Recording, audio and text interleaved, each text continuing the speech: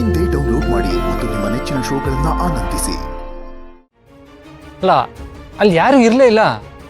ಹೌದು ಬಾಸು, ಅಲ್ಲಿ ಯಾರು ಇರಲಿಲ್ಲ.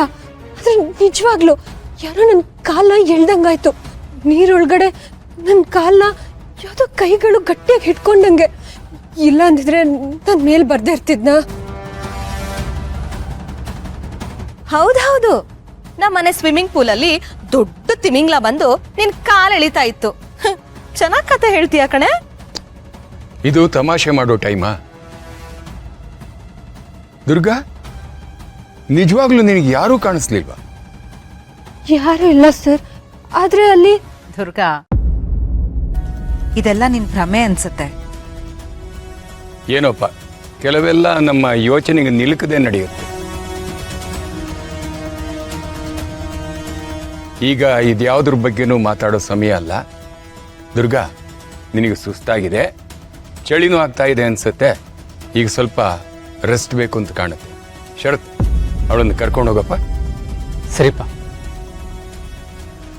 ಹೋಗಮ್ಮ ದುರ್ಗಾ, ರೆಸ್ಟ್ ತಗೋ.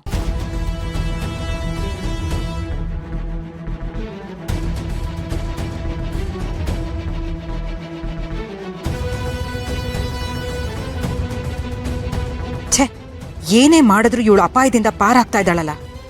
ಹೇಗೆ? ಯಾಕೆ?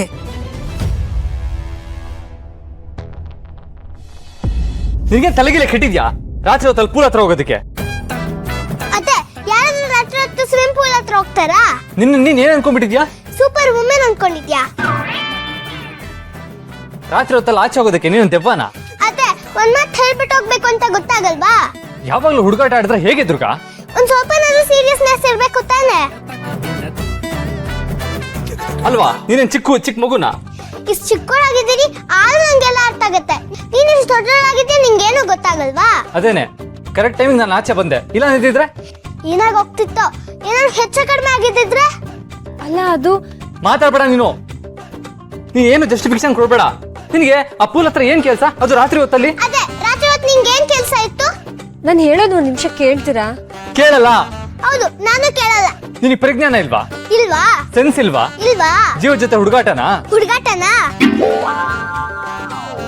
ಮಾಡಿದ್ ನೆನ್ಸ್ಕೊಂಡ್ರೆ ನನ್ ಕೆಟ್ಟ ಕೋಪ ಬರುತ್ತೆ. ನಂಗೂನು.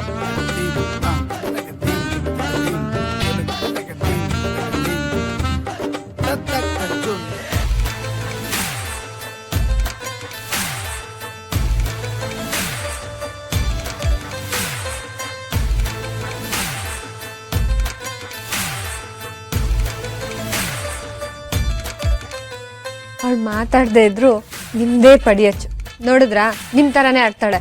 ಅದ್ರಲ್ಲಿ ಆಶ್ಚರ್ಯ ಏನಿದೆ? ಅವಳು ನನ್ನ ಮಗಳೇ ಅಲ್ವಾ? ಇವಾಗ ವಿಷಯ ಚೇಂಜ್ ಮಾಡ್ಬೇಡ. ಇನ್ನೊಂದ್ಸಲ ಇಷ್ಟೊತ್ತಲ್ಲಿ ಆಚೆ ಏನಾದ್ರು ಹೋದ್ರೆ ಇದೆ ನೋಡಿ ನಿನಗೆ.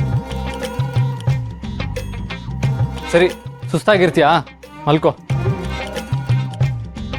ದುರ್ಗಾ, ನೀನ್ ನಿಜವಾಗ್ಲೂ ನೀರಲ್ಲಿ ಏನೋ ಇರೋದನ್ನ ನೋಡ್ತೀಯಾ? ಹೌದು ಬಾಸು, ನಾನು ಸತ್ಯವಾಗ್ಲೂ ನೋಡ್ದೆ. ನೀರಲ್ಲಿ ಏನೋ ಇತ್ತು. ನನಗೆ ಎಷ್ಟು ಭಯ ಆಗೋಯ್ತು ಗೊತ್ತಾ? ಏನ್ ಮಾಡ್ಬೇಕು ಅಂತಾನೆ ಗೊತ್ತಾಗ್ಲಿಲ್ಲ.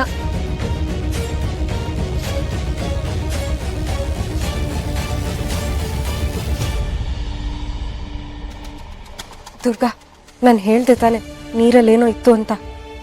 ಹೌದು, ಆದ್ರೆ ಏನದು? ಅದು ನಿಮ್ ಕಣ್ಗೆ ಕಾಣಿಸ್ತಾ ಇರೋಂಥದ್ದು. ಅದೇ ನನಗೂ ಗೊತ್ತಾಗ್ತಿಲ್ಲ. ಆದ್ರೆ ಅದು ತುಂಬಾ ಶಕ್ತಿಯುತವಾಗಿತ್ತು. ಆದ್ರೆ ಅದು ನಿನ್ನ ಯಾಕೆ ಅಟ್ಯಾಕ್ ಮಾಡಕ್ ಬಂತು ಅಂತಾನೆ ಅರ್ಥ ಆಗ್ತಿಲ್ಲ.